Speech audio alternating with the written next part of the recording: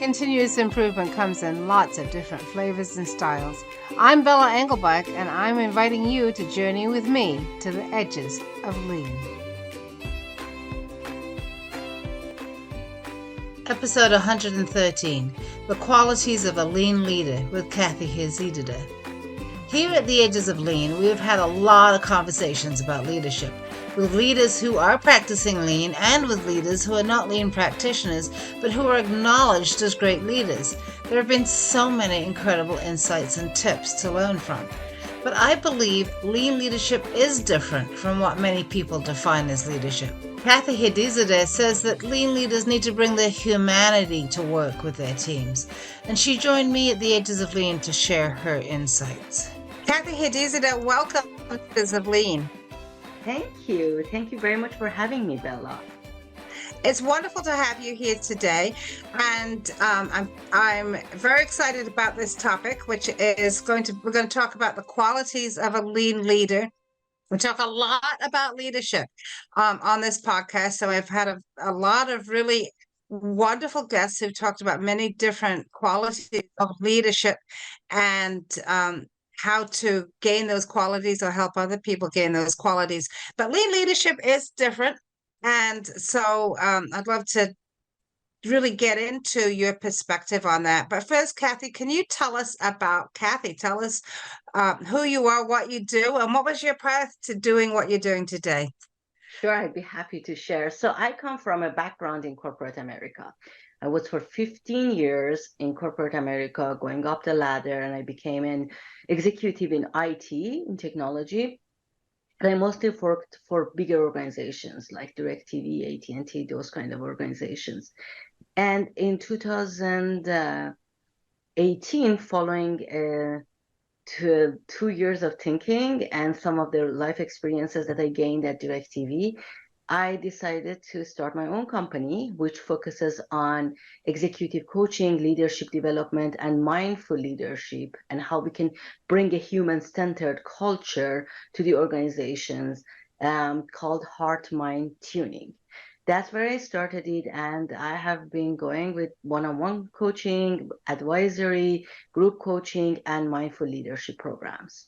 Wow. So you were, as you were working in corporate America and working in these IT organizations, what did you see that made you realize that there was extra work to be done, more work to be done around leadership? Such an amazing question, Bella, because my past is very much formed by my experience. And that's something that sets me apart too, because it comes from real world experience. And one thing that I noticed is that a lot of times there is a lack of understanding that the talent, after all, is just another human being. So it is very important to understand that these are humans, we are humans, and if we have lost our way to ourselves, how can we help other people be comfortable in the work environment and not lose the talent, not lose the engagement? I'm sure some of the audience might have heard about the statistics that is stating a good portion of white knowledge workers in the corporate America are disengaged. It means that they are collecting the paycheck and they are doing the work, but they are not engaged. There's a difference between an engaged workforce and then the workforce that is there just because they are there out of their duty. So what drives this disengagement is the fact that we have forgotten that humans are humans, and at the end of the day they have families, they could have kids, they could have all kinds of issues going on with their mental and emotional health as humans. We have to understand and go back to the roots of understanding these people are humans. And historically in Western business, at least, there was a movement towards looking at people as being just, I don't want to say machines, but as just being an asset that you can put in a certain place, have them do a certain task. A lot of early industrial management was really based on that idea of taking, not looking at people Right. as people, right? And that still hangs on, I think, in business culture. Um, but there's also a sense, Kathy, and I hear this a lot from people. Is like, I don't want my work life and my family life to mix. Like, it's none of their business Mm-hmm. what's going on at home. I don't, as an employee, some people feel that way. I don't want you to know me. Mm-hmm. What happens when an employee is feeling that way, that they don't want to be known? Is that a symptom of disengagement? Well, that's a really good question. Let's look at it and see what does that really mean. So I see a lot of the leaders that I work with them are around my age. Like I am almost 50, and there are a lot of people in their early 40s and 50s up to the 60s. These are the kind of clients that I work with them. And I can see that there are a lot of young people that work for them, and there is that generational gap of these people. Some of them want to talk to me 24/7 about their problems. I don't know what Mm. to do with that, because frankly, a technical manager is not designed to listen to people's situations and be caring for it all the time. They are not trained for that, frankly, and it will put them in an awkward position. So Yeah. the question becomes, where is the boundary between what's going on in a personal life and what's going on in the business life? First of all, we have to always honor the fact that um, when you are working for some place, it is in the service of that place. There's a contract there that you need to be in the service of that place. However, there is the fact that people need to feel some sort of a purpose and meaning, need to be connected with that, and need to feel that if I have a problem that is preventing me from being there fully in the service of that purpose and meaning, then it is time to share. It is not that it is my personal life, I don't want to share it. But if I am, for example, I'm going to give you a very, very um, kind of extreme example. If somebody is going through a miscarriage, for example, Mm. you cannot expect that person to come to work and smile and act as if nothing is happening. Right. Yeah. And yes, it is a personal life matter, super personal, but at the same time, it impacts their work. There is no way anybody can tell me, no, it's okay. It's just not. And we have to understand where are the boundaries, and we have to understand where are our boundaries that we are comfortable with. I think As a that's leader, where, as a leader a and leader would people have their boundaries. The employee may have different boundaries, the different employee might have different expectations. boundaries, but it is important to be able to build such a space that if the person feels like they are going to share with you, that they feel comfortable, that they are not terrified that, oh, I'm going to be retaliated, or somebody's going to make fun of me, or what is my boss going to feel if I tell them? They will think that I'm not present in the meeting because I have something else going. And yeah, frankly, you might not be totally present because you have something going on with your body or something like that. So it is important to know the boundaries, but at the same time, build a space and capacity that if somebody is going through something, they feel that they can come and trust you and share to the extent that is comfortable to them. Building that space is something that I think lean leaders know how to do that, because lean leaders are kind of some like coaches. Yeah. They have learned how to build that space in a way that a person feels comfortable and safe enough to come forward and share something if that is impacting their work.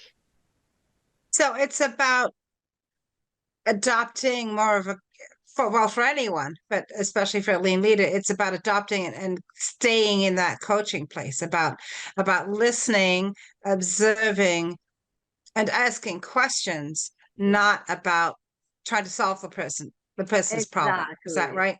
Exactly. Exactly. And that's the differentiations we are talking about lean leadership.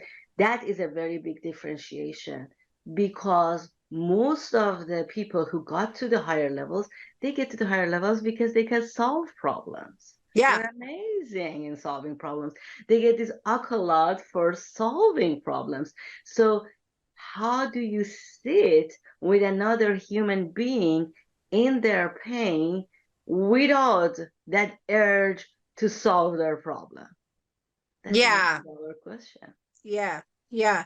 And yet there's also, Kathy, I'm thinking that there are times when the leader can actually maybe not solve the problem, but can make it better for the person. So the example that you used of someone, going through a miscarriage, I think that's actually a really good example, because that's something that people, a lot of people might not talk about, whether it's themselves or their partner going through that in their family. They may not want to feel like talking about, but if there's a trusting space for them to share that, then there may be some things that the leader actually can do, not to solve the problem, but to make the workplace better for them, to do some uh, adapting for them for a period of time.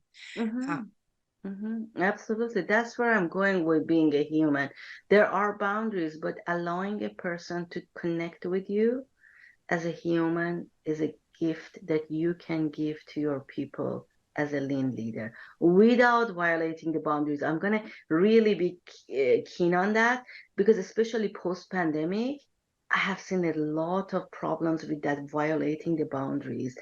During the pandemic, obviously people had a lot of mental and emotional stuff going on for them. And I could see a lot of people, my clients, coming and saying, "Oh my God, 24/7 they are talking to me about this happened and that happened, and I have to go and just sit and listen to them.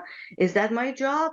And I was like, no, no, your job is not to become their emotional toilet, honestly, because you right. are not trained to help them. You are not trained to sit to hold the space for everything that is going on in their life, whether it is homeschooling the kids, whether it is all kinds of things that we have to deal with at that time. You're not trained for that. And that is not your job. Yes, you can have empathy, but to the extent that is part of your job. So I want to be very clear about these boundaries as we are talking about, because that seems to become blurry. It's I agree. I think it's very blurry, right? And also I do think that there is a generational aspect to that as well that you mentioned earlier. Absolutely. Yeah, yeah. And I can see, Kathy, how those, particularly the technical leaders, can get really uncomfortable with that really fast. I mean, as you said, that's not what initially they're trained for. Mhm. You know, you get into this stuff because you like to code. And you're good at coding, and you can you can solve those problems. And then these people come along, and they're all they're worse than code in a way. They've got all sorts of hidden quirks that that that uh, that can appear to get in the way. So, but what you're talking about, I think, doesn't that require a leader, whether it's someone who's familiar with lean leadership or not, doesn't that require the leader to start to get in touch with themselves first? It sounds to me that you can't really do that unless you know something about yourself. You are right on, Bella, because let's think about this. There, whenever we are presented with a situation, we will have a reaction. We are, after all, like any normal human being. So if we haven't done the work ourselves, we do not know what kind of a reaction will come out of us, and if it is the kind of reaction I want to have, or can I control my reaction, or can I what's going on. Like, for example, I give you an example of myself. I Death has been a very uncomfortable um, situation for me, especially when I was in corporate America and I hadn't done all the work that I have done these years of coaching. Mm. When an employee would come and say, for example, that they are losing a family member, I I would become very sad, and I would be like, oh my God, how do I just finish this conversation? Because that was very uncomfortable for me, because I hadn't done my own work around it, and I didn't know why this is so uncomfortable. At the same time, I wanted to honor them, and I wanted to say, yeah, sure, yeah, go to do, and I would say, go do, take care of whatever you need to take care of, which is a human thing to do. But at the same time, I think we are humans, that we feed off each other's energy. And if I want to just, if I'm uncomfortable with that situation, I just want to finish that conversation as soon as possible. And just kind of, it can become very dismissive to the other person, right? So years later, when I did the work on myself and I was able to see, ah, my relationship with this is not the most healthy relationship in the world, because this is part of life. Mm-hmm. And I need to look at it differently, and I need to be with it differently. Then I realized how I would have possibly acted in those days. So this is the inner work we are talking about. Again, I gave a very extreme example, but that is the kind of inner work we are talking about, that we need to know ourselves, because it's our internal awareness that leads to understanding our external awareness and how we come across to people. People feel our energy. People feel what we go through. So when you're talking about that kind of work, some of that sounds to me as if it might be happening in therapy, but I think what you're saying, that it's not necessarily all sort of therapeutic Mm-hmm. um work. It's something else. So when you said that you had done some work, and I think that's also, it's a great example, um the talking about death, because that's another taboo topic, right? It's still taboo. Even as you said, it's happens to everybody and happens in every family. It's still taboo to talk about. People feel uncomfortable. They don't know what to say. But when you said that you did that work, what do you mean by that? What did you do? How did you address that? Sure, I'd be happy to share about that. But there is, and you mentioned the therapy and coaching, and I want to talk about the difference between the two to the audience, because Yes. there is always like, whenever I approach the territory of how do you feel, what does it make you feel, people are like, oh, this is starting to sound like therapy. Hello and good morning to you. Part of your awareness is about how you feel, your emotions, and your behavior. So I'm going to talk about the difference between the two after I answer your question. For how did I go about it? I had a very rough journey with it, and I come from another country originally. I'm an immigrant. I'm a U.S. citizen, but I'm an immigrant in this country, and I had a grandmother in another country, and for years, um, my grandmother, I was thinking that I'll go and I'll take my kids to see my grandmother. I'll go and take my kids to see my grandmother, and it's a long trip, and you need to prepare for it, and maybe it wasn't as long, but in my mind it was as long because there's no direct flight and all of that. And finally, my brother was getting married, and I was like, okay, I'm going, and I'm taking the kids, and all of those things. And I shared with my boss, and everybody knew that I'm going on this trip during the Christmas break. And it happened that I went, and it happened that when I arrived in that country, like that same day, my grandmother got hospitalized, and it happened Mm. that I saw her, but she never got to see my kids. Oh, Yeah, it was really hard for me. And I came back to this country, um, and I thought the thinking that time will heal.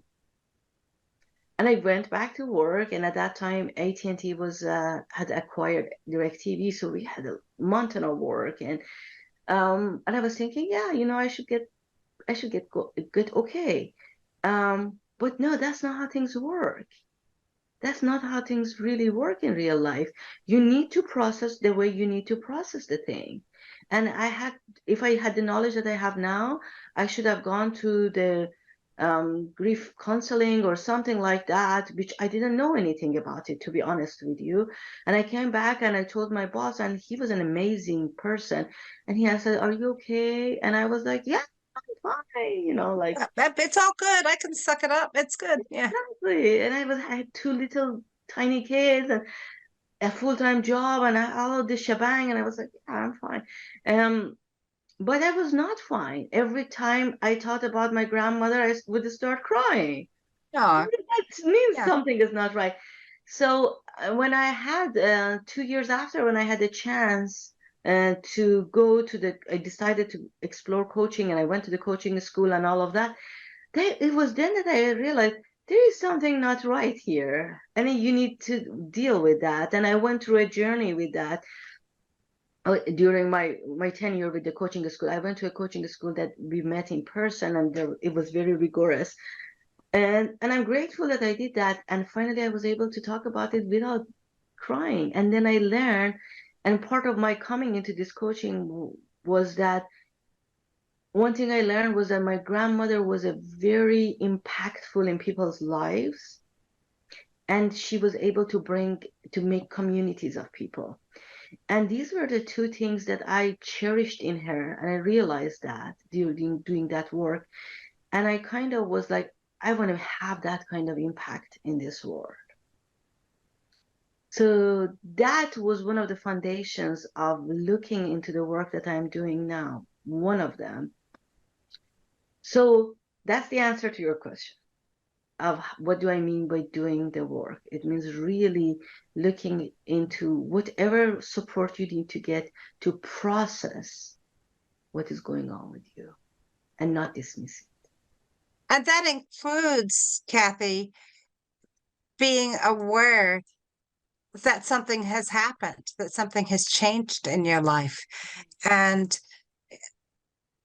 I do know that in corporate life, or even outside of corporate life, there is this sense that you pick yourself up and you dust yourself off, and you know that you just go on. So having that awareness, and I think what you're saying is really important for leaders, right? This is what you're saying. It's important for leaders to stop and take stock of their own lives Oh. and what their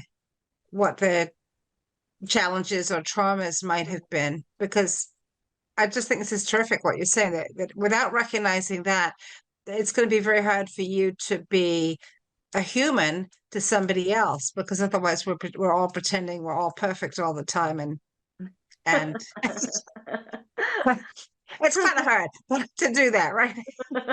It's not only kind of hard, but also it is destructive. And Yeah. we don't understand the destruction this moment, but we will understand the destruction when we have that heart attack, or when we have that back pain that doesn't go away with all the physical therapy in the world, or when the neck is stiff every day. That's the destruction we are talking about, because the brain and mind and soul and body are all connected.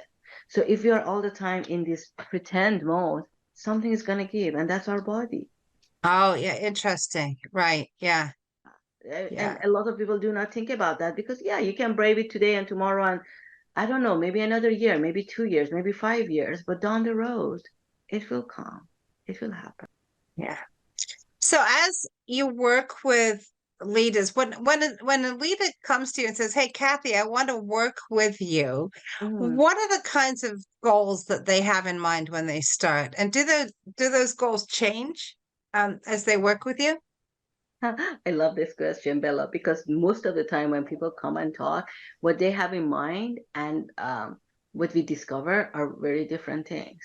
Because Mm. what they have in mind is at the level of their awareness, at the level of conscious thinking, and then we discover there is that level of subconscious that is really driving, and they do not go to that level. Or that's the beauty of coaching, because it's like a coach is like a mirror that allows you to really go into places that you do not want to see that blemish in that mirror. You want to see the beauty that you have and stay at that level. So yeah, a lot of times what they think and what we discover are very different along the way. I give you an example. Actually, I have a very good example right now. There is a person who is a VP and is also a rocket scientist, and Literally a rocket scientist. a real Yeah. rocket scientist. Um, and he came and said, I feel very drained every day. And I think it's because of this work that I am doing. And little by little that we have gone into the layers together, we are discovering what is it that really makes him tired. Considering that he is a very comfortable person when he talks about as a public speaker, which a lot of scientists are not, but he is. Yeah. Yeah. He is a very comfortable with public speaking, but there are different layers in there, which we have gone to the layer of how much do you think about what you presented after you have presented? That's an interesting piece. Like if there are people that they make a presentation, good, bad, whatever, they think about it for a half an hour, they're like, okay, good, yeah, next time I'll do this. Move on. Yeah, move on. Yeah. And there are people that they spend the rest of the day thinking, what do people think of me? Did I do a good job? And that is the mental capacity is going to be used by that kind of thinking. Because think about it, if there is a machine that's all the time working nonstop in your subconscious, even when you sleep, that is working. So that's why you become. And that's tiring. That's exhausting. Exactly. Exactly. So I wanted to just give an example of how things that the way the people see it and the way that an expert sees it can be very different. And that comes out by iterations and by going through and doing a discovery together. Somebody else might have been very different from this person. So every person is unique. That's the beauty of the journey. However, my experience is that although the journeys are unique, it seems to be like a lot of universal themes going on, especially with the target audience that I work with them. So now that I have had the experience of working with more than thousands of people, I can see like the different categories, like imposter syndrome. It doesn't matter what level you are in it. I was talking, he was not a client. I was doing an interview for my research in my company with a SVP, and he was telling me he's been in this field for 45 years, and still he wakes up at night thinking that they will find that he's a fraud. Oh my goodness. 45 years. I mean, that's a long time. Well, that's going to take some. Well, that thought's going to take up a lot of energy too, right? I know this is a different person. Plus, the waking up in the middle of the night. That's not helping. Yeah. So, a lot of people, and I know this is true, but even at senior levels, that there are people who really are not sure that they're the one who's supposed to be there, even if they're performing very well. Yeah. Well, yeah, he was performing amazingly at that level with a distributed team across the globe. But he was not my client. We were just doing a research interview, and I had the pleasure of talking to him. But that was interesting for me that it is there, and he has chosen to stay with it. I mean, it wasn't my place to go further because it was a research thing. Yeah. But that was interesting observation for me. So to answer your question, yes, there are some universal themes. The imposter syndrome. I want to be an inspiring leader, but I don't know how. What is this executive presence that everybody talks about? How can I what is executive presence? Yeah. Yeah. How can I be more confident? And my energy, I tend to lose my energy. What do I do about that? So there are some teams that run communications. How can I become a better communicator? And the interesting thing is that if I look at the self-assessments, a lot of times when it comes to self-awareness, people are like, I'm very self-aware. And I'm like, okay, all right. And then as we go through this, I'm like, but you were not aware of all of these things. Yeah. And Right? then there's another layer, another layer. Yeah. Yeah, yeah, Yeah. yeah. This is a journey. It's a But I'm thinking though that as people do this work with you, Kathy, then as they uncover those layers, and as you say, it's not coaching, it's not therapy, but Mhm, what it does do is, let's take the leader who is burdened with imposter syndrome. mhm, How much more empathetic that person can be with one of their employees who also has imposter syndrome, right? That they could be a really good listener and coach for that employee, but they would have to, as you said, create that trusting space and perhaps even do a little bit of revealing about their own concerns in order for that to happen. Because the average person is not going to go up to their leader and say, I really don't think that I'm the right person for this job.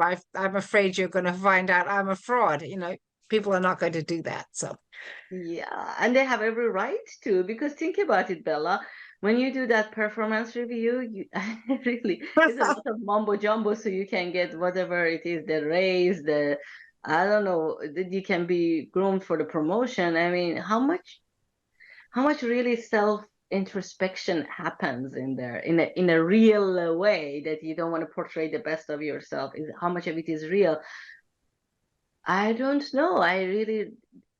I worked for 15 years in corporate America, and for the most time, I wasn't sure is performance reviews, how much of it is real, how much of it is introspection that would lead to something for me. The only time that I really felt my writing about this performance review is really like a deep journey is when I worked for DirecTV, and because I had great bosses there. And mm, they and I was in during a time in there that the whole IT organization was going through a movement of how can we become a fearless organization.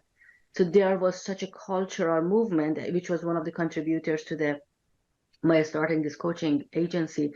How can we become more fearless? So I was in a place that there was a lot of support for really what is sure.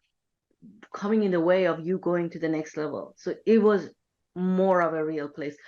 But still, like my boss at that time was super real, and I could really put the real thing in there with him. I felt comfortable enough.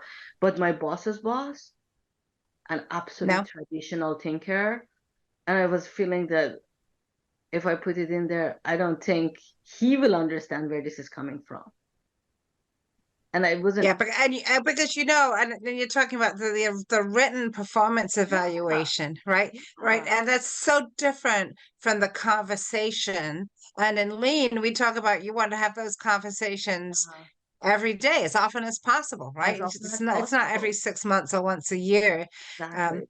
it's very, very different. But there's written performance evaluations. I think that's so true what you say. You're sitting there and you're thinking about how do I write this so I can appear to be very competent, but I don't want to appear to lack humility. So how do I write it in such a way that I'm both demonstrating my competence, but also demonstrating my humility and also, and uh, yeah, it can be unfortunately a game, and that's why in Lean we would much rather have a conversation Right. with a lot of listening Yeah. and time to and not necessarily tons of time, but time to explore different opportunities and different ways to experiment with moving forward, as opposed Hmm. to all right, here's the thing you do right, keep doing it, here's the thing you do wrong, fix it, right? Yeah. Met, didn't meet, exceeded. That's was Yeah. the corporate America model. And and I remember in my first job when I had my first thing, I was like, what does that really mean? I mean, and you don't get exceeded that much, even if you're a superstar, because if they put exceeded, the HR has to give you, I don't know, whatever it is that they need to give you. Um, so they met means you're gold.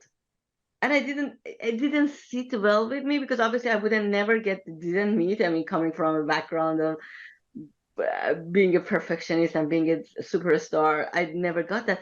But I felt Met is so dry. I mean, just Yeah. Met. You just I you mean, just you just half of the met. organization is Met. So where is the shining part in this? Yeah, and especially when you're coming from, I think, from an organization like GE, which had that history, of really, you don't want to be below Met because that's going to be really Yeah, bad, exactly. It's right? like you're gonna be ready for that performance improvement plan, right? That's Right, right, right. Yeah. But yeah. But then we have a mindset coming out of school about grades. We've talked about this on the podcast before, particularly people coming out of an academic background, whether they're coming out of high school or coming out of their PhD program, they're going to go into corporate America and they're going to want to get an A, and corporate America is not going to hand out A's, right? no. And if you got an A this year, you might not get one next year. And it's all has to do with things behind the scenes around Yeah. salary pools and things like that most people have no idea what's going on in the Right. background there. Absolutely. It's such a culture, like a shock at the beginning. Yeah. Yeah. So Kathy, so as you work with an executive, with a leader, and they are becoming more and more connected about their heart, their mind, their body, the spirituality. What are the kinds of things that they change in the way they behave with their employees? Hmm. Um, it is there. It really depends on, first of all, where they are coming from. But there is a couple of things that I can always see happening, and one of them is the relationship with ego, because we talk about that. In order for you to go up the ladder, you are an ambitious person That's because true. you can stay in your technical lane and be fine.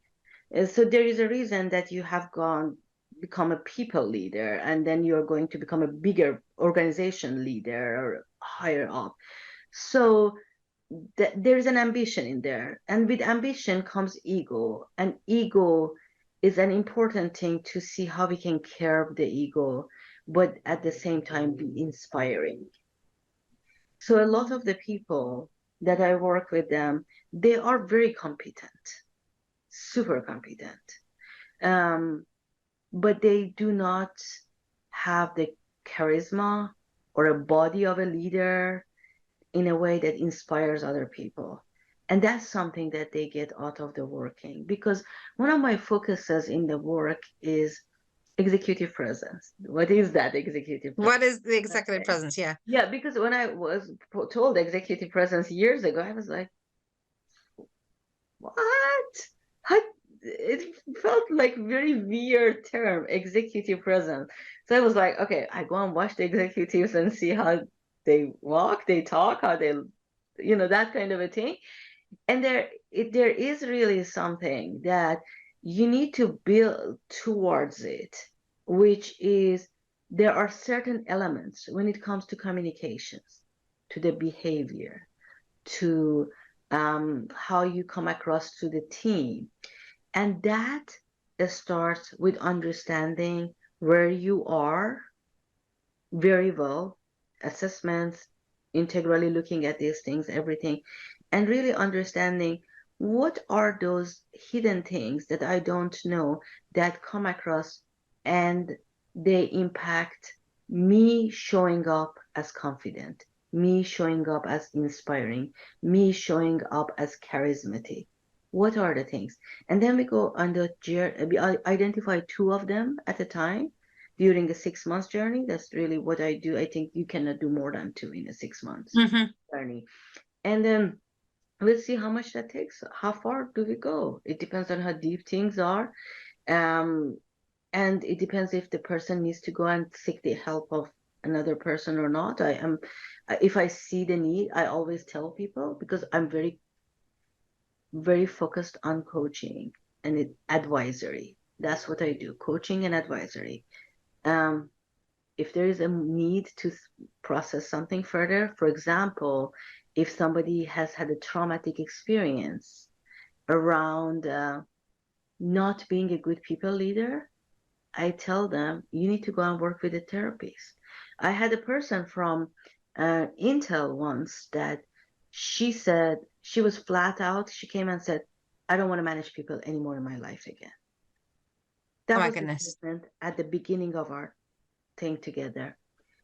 And she was like, as it is right now, she worked 12-hour days, and she said, I am burnt out. I don't want to feel this way. So we worked on understanding where she feels, so that she can have the productivity that she needed for the organization, but at the same time feeling good about herself. The thing that happened, she didn't have the readiness to hear this at the beginning, but towards the end of our 6 months together, she was able to set more boundaries of, I do the job that I'm supposed to do, but I take care of myself so that I can come to the meetings enthusiastically, not as a burden. There is a difference between the two. We all have to go to our meetings. We have, Mhm. it's a job, it's a contract, but we can come with a mind that is fresh and it is ready to go, or we can come with from a point of, oh my God, I have to go through this. And it was then that she told me, what do I do? Maybe I want to manage people again. And I told her, okay, what happened in that job? But we've been together for 5 months. So, okay, what happened in that other job? And then she told me what happened. And I said, yeah, you need to go and talk with a therapist. Um, Because what had happened was not something that was that could be healed through coaching. It needed deeper work. Uh, Let me tell you something, because this is the thing, the difference I see between therapy and coaching. In coaching, we go to the past, we take a look at the past, but it's a trip. We go, take a look, learn, gather the things, right, and we leave. We come back to the present and we plan for the future. That is coaching. right, Now, in therapy, you can stay in the past as long as it is necessary for you to process what happened, who said what, how I felt. I came home and called, I don't know, all of my friends.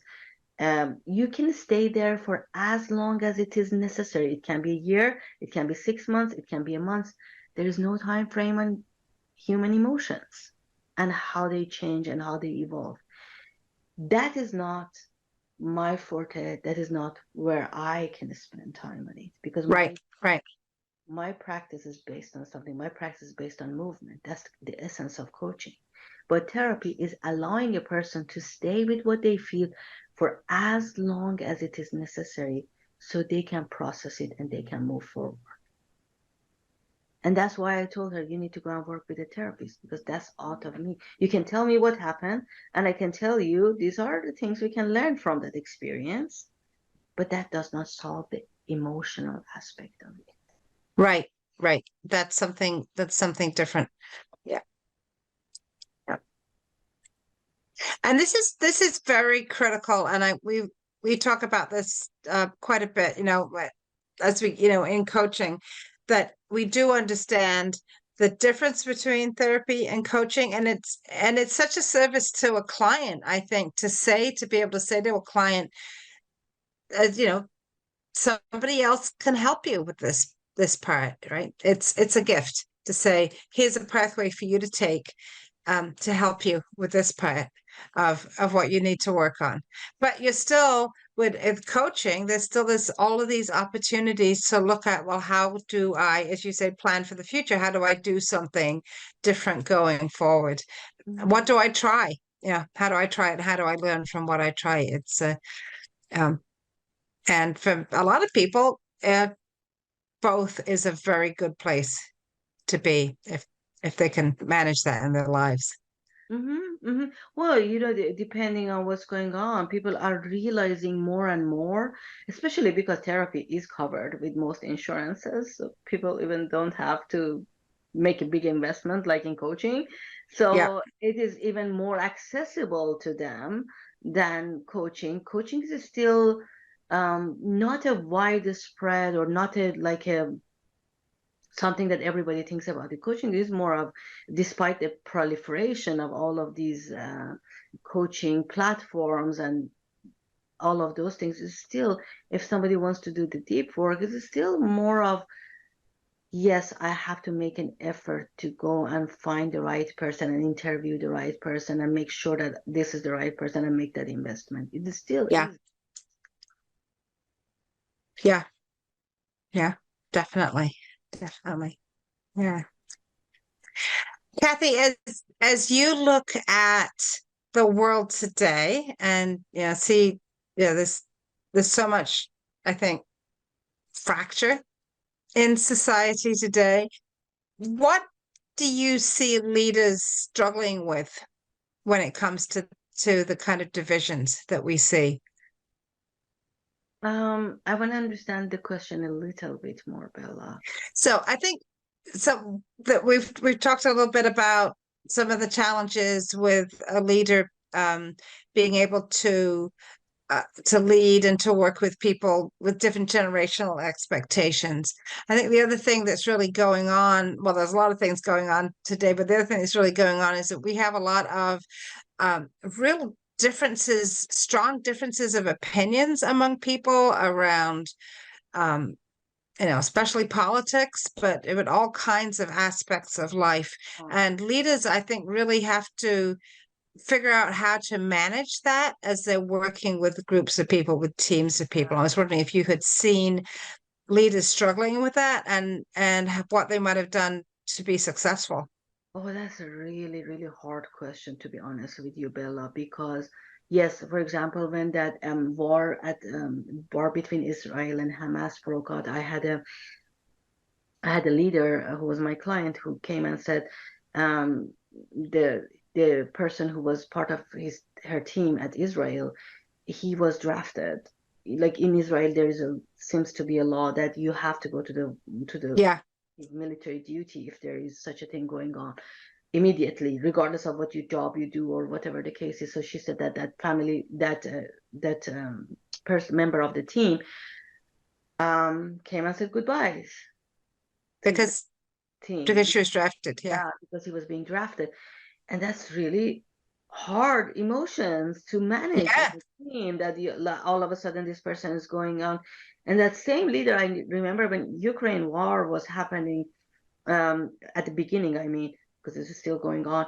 At the beginning, she came and said their technical team was Ukrainian, mm, and they were developing or they were doing the work under the circumstances that they were, and this is mind-boggling that you have people working under those kind of situations, and how do you um, flex yourself to their psychological safety needs at this time. And wow, yeah, that this is a real example that she said that it was, I think, there was some kind of a happy thing going on in the United States, and she was like, well, the rest of the team wants to talk about happy things, and how do we talk about happy things when somebody is going through such turmoil? I mean, these are real things, especially nowadays with more distributed teams. We face, how can we stay human and at the same time honor what's going on with different people at different parts of the world? I really don't have a good answer for that, because I have struggled with it with my clients too. Like case by case basis, we have looked into things. I have lived through war myself, so I have a lot of understanding of how scary it can be and how you can lose within seconds your family or people. So sharing that perspective and the fact that I have lived through it, it helped us to talk a little bit and kind of get that preparation, but I don't have a really good answer for you and the audience, Bella, on this, other than becoming more aware of what's going on and not just dismiss that. If you feel that there is that turmoil in them and then there is happiness in the United, like American, North American team, name that, bring it up, and Say it. Yeah. that it is part of life. Uh, that there can be this distress to them, and there are people living their lives in here. Just bring it up and make sure that you acknowledge it. This is the best thing that we have been able to find, because really, frankly, nobody can do anything. And I have to say, there is a lot of fear. Like, people tell me, I don't know what to say. Yeah. And I Some, really think that's dangerous.